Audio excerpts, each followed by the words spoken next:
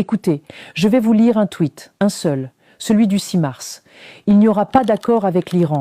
L'Iran ne fera que se rendre sans condition. Signé Donald J. Trump. Ça, c'était il y a 8 semaines. 8 semaines.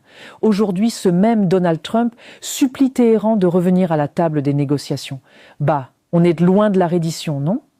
Le type qui se moquait des dirigeants du monde entier, ils ne savent pas négocier, moi je sais, je suis le deal maker, ce type-là n'arrive pas à conclure un accord, avec un pays sous sanction depuis des décennies, c'est presque poétique quand on y pense. Alors la question, elle est simple, qu'est-ce qui s'est passé en 8 semaines pour que l'homme le plus puissant du monde se retrouve sans carte, sans levier, sans rien, et surtout, que peut encore faire un Trump acculé et en colère ? Est-ce qu'il relance une offensive ? Est-ce qu'il sort l'arme nucléaire tactique par frustration ?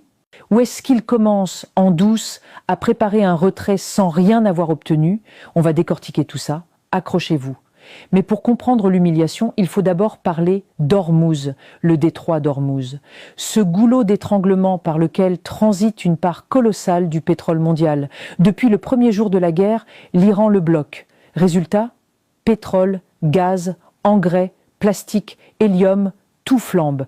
Les Américains souffrent, les Indiens souffrent, le monde entier souffre. Alors Trump, qu'est-ce qu'il fait ? D'abord, il hésite. Un jour, il dit « on rouvrira Ormuz tous ensemble ». Le lendemain, il se gonfle. « Non, non, c'est moi qui ai décidé de le garder fermé. C'est ma stratégie. » D'accord, Donald. Et puis, il sort sa dernière carte. Un blocus naval américain. L'idée sur le papier, c'est d'empêcher l'Iran de gagner de l'argent en contrôlant le passage. La marine américaine va intercepter tout ce qui bouge. Ça sonne bien, hein ? Sauf que ça n'a pas marché. Une société indépendante de suivi du fret maritime a révélé les chiffres. 34 pétroliers liés à l'Iran ont contourné le blocus américain. 34. 19 sont sortis du Golfe, 15 y sont entrés. 6 transportaient du brut iranien, pur et dur. Et les États-Unis n'en ont arrêté aucun. Sous le nez de l'Amérique. Et la méthode, elle est d'une simplicité déconcertante. Ces pétroliers coupent leurs transpondeurs dans l'obscurité, la nuit, et ils passent. Pas d'escorte militaire, pas de soutien spécial, juste le noir. Et la Navy qui regarde ailleurs, apparemment.